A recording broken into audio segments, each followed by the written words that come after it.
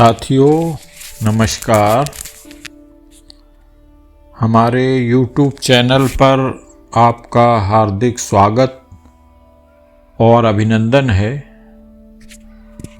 साथियों, आप सब भाली भांति परिचित हैं कि मैं अपने चैनल पर अक्सर कविता, शायरी और वरिष्ठ साहित्यकारों के जीवन परिचय, उनकी कृतियों से आपको अवगत कराता रहता हूँ। अपनी गज़लें भी अपलोड करता रहता हूँ। इस सिलसिले को आगे बढ़ाते हुए हमने साहित्य के गद्य सेक्शन में एक नई सीरीज़ शुरू की है, पंचतंत्र की कहानियाँ।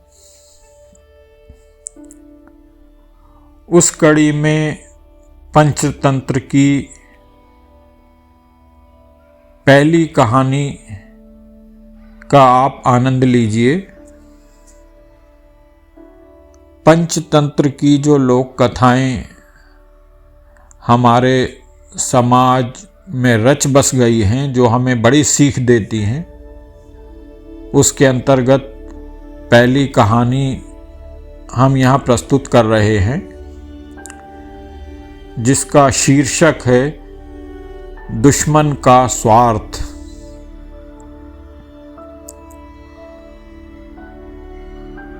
एक पर्वत के पास बिल में मंदविष नाम का एक बूढ़ा सांप रहा करता था। अपनी जवानी के दिनों में वो बड़ा रौबीला सांप था। जब वो लहराकर चलता था तो बिजली सी कौंध जाती थी। पर हम सब जानते हैं दोस्तों कि बुढ़ापा तो अच्छों की अकड़ ढीली कर देता है। वैसा ही उस बूढ़े मंदविष नाम के सांप के साथ भी हुआ। बुढ़ापे की वजह से मंदविष का शरीर भी कमजोर पड़ गया था। उसके विषदंत हिलने लगे थे और फुफकारते हुए उसका दम फूल जाता था। आलम ये था कि जो चूहे उसके साए से भी दूर भागते थे, वो अब उसके शरीर को फांद कर उसे चिढ़ाते हुए निकल जाते थे। बुरे वक्त में यही सब होता है। अब तो उसे पेट भरने के लिए चूहों के भी लाले पड़ गए थे। मंदविष इसी उधेड़-बुन में लगा रहता था कि किस प्रकार आराम से भोजन का स्थायी प्रबंध किया जाए। एक दिन उसे एक उपाय सूझा और उस उपाय को आजमाने के लिए वो दादुर सरोवर यानी मेंढकों वाले तालाब के किनारे जा पहुंचा। दादुर सरोवर में मेंढकों की भरमार थी। वहां उन्हीं का राज था। मंदविष वहां इधर उधर घूमने लगा। तभी उसे वहां मेंढकों का राजा बैठा हुआ नजर आया। मंदविष ने उसे नमस्कार किया। महाराज की जय हो। मेंढकराज चौंके, बोले तुम तो हमारे बैरी हो, फिर मेरी जय का नारा क्यों लगा रहे हो?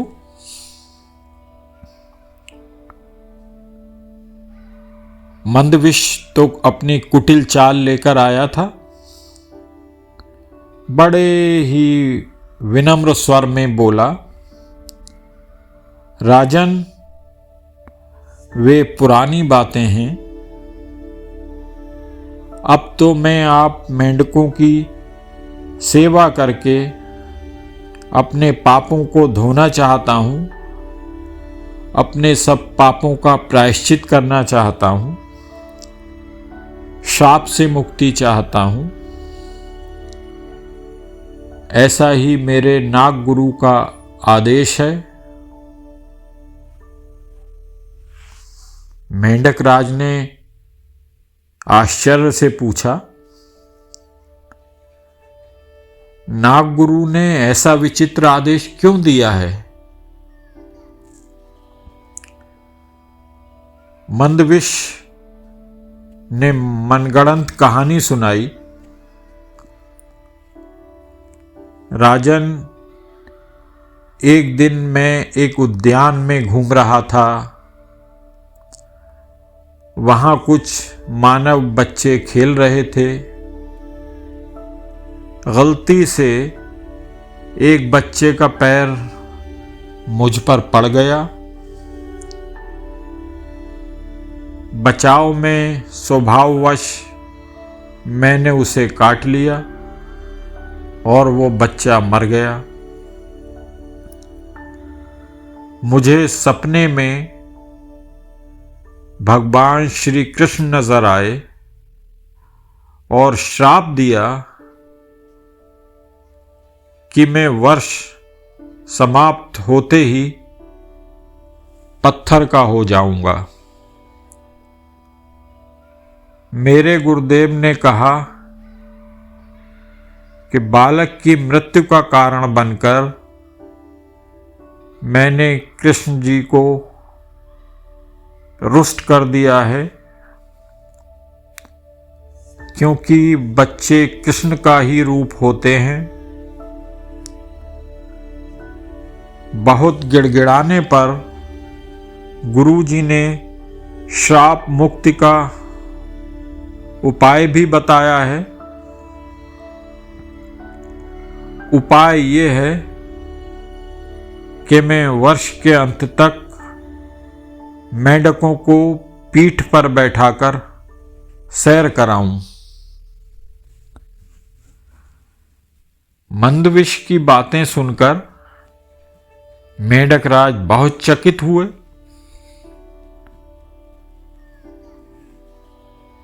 सोचने लगे,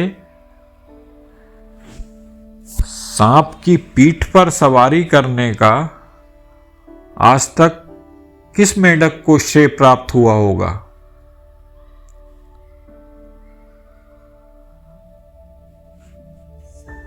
मेंढक राज ने सोचा कि ये तो एक अनोखा काम होगा। जो एक मेंढक एक सांप की पीठ पर सवारी करे। फिर क्या था, मेंढक राज फटाफट सरोवर में कूद गए और सारे मेंढकों को इकट्ठा करके मंदविश की बात सुनाई। उनकी ये बात सुनकर सभी मेंढक भौचक्के रह गए।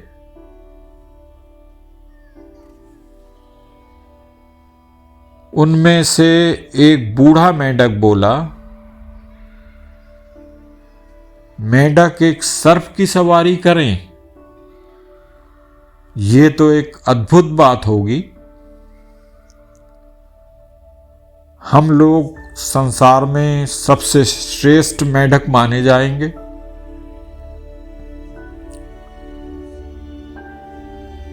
एक सांप की पीठ पर बैठकर सैर करने के लालच ने सभी मेंढकों की अक्ल पर पर्दा डाल दिया।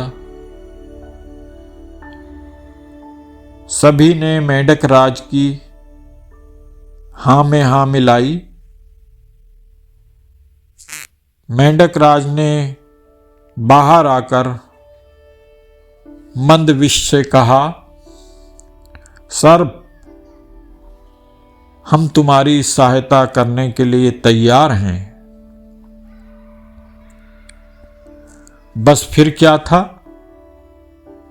8-10 मेंढक मंदविष की पीठ पर सवार हो गए और सवारी निकल पड़ी। सबसे आगे राजा बैठा था। मंदविष ने इधर उधर सैर कराई और सब मेंढकों को सरोवर तट पर उतार दिया। सभी बहुत खुश हुए, बहुत मस्त हुए। मेंढक मंदविष के कहने पर उसके सिर पर से होते हुए आगे उतरे। मंदविष सबसे पीछे वाले मेंढक को गप से खा गया। अब तो रोज यही क्रम चलने लगा। रोज मंदविष की पीठ पर मेंढकों की सवारी निकलती और सबसे पीछे उतरने वाले को वो खा जाता था।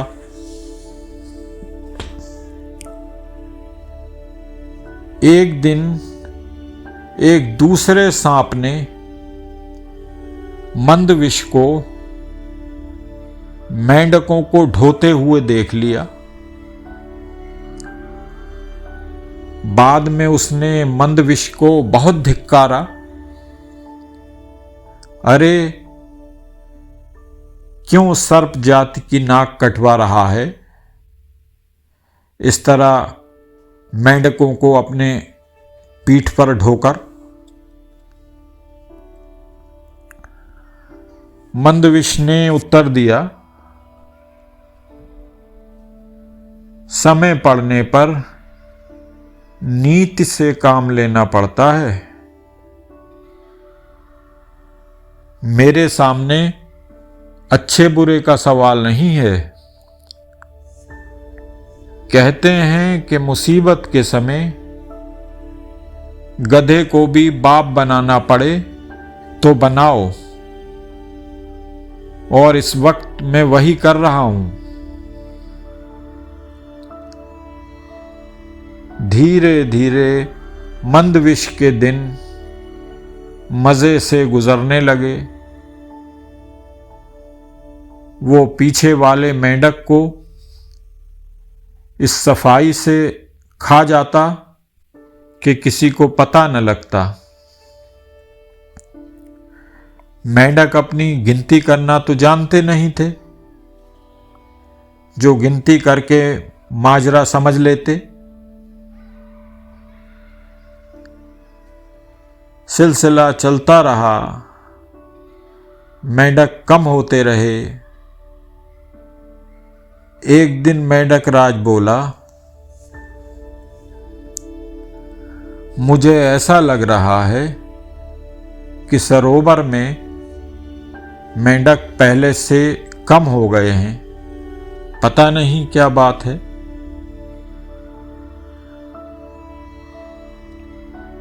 मंदविष कुटिलता से मुस्कुराकर बोला,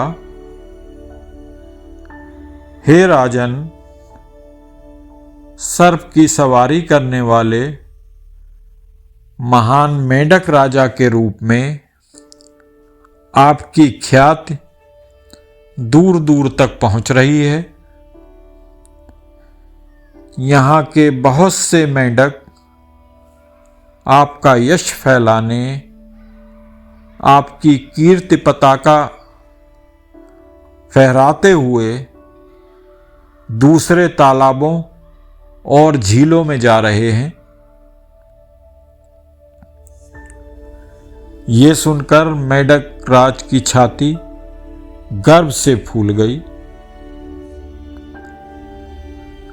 अब उसे सरोवर में मेंढकों के कम होने का भी कोई गम नहीं रहा। जितने मेंढक कम होते जाते, वो ये सोचकर उतना ही प्रसन्न होता कि सारे संसार में उसके यश का झंडा गड़ रहा है।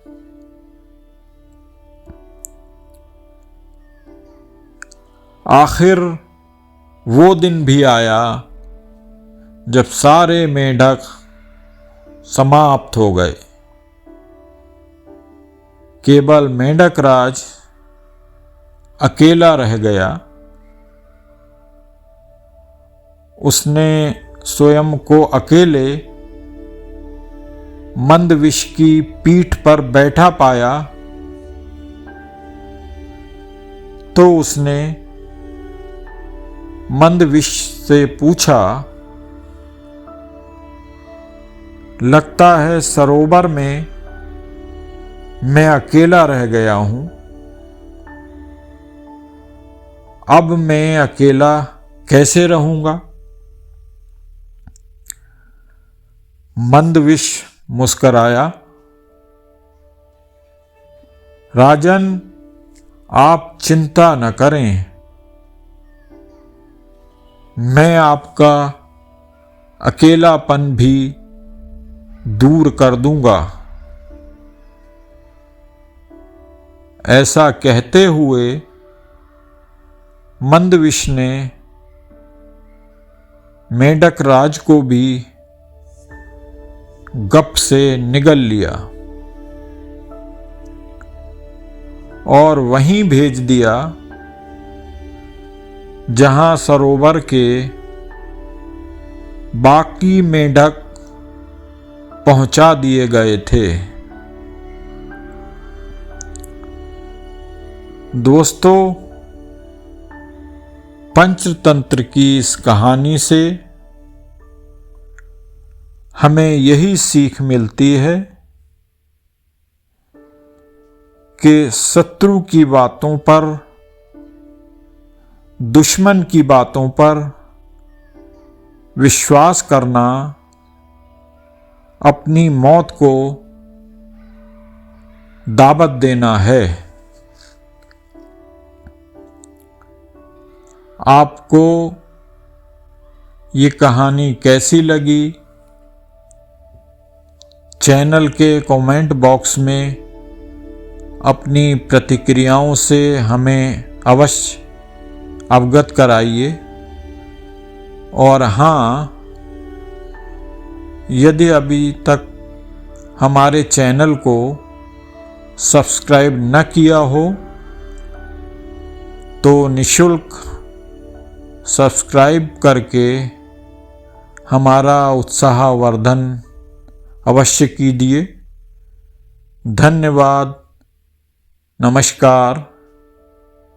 शीघ्र ही पंचतंत्र की सीख देती हुई एक और नई कहानी के साथ हाजिर होंगे। आभार।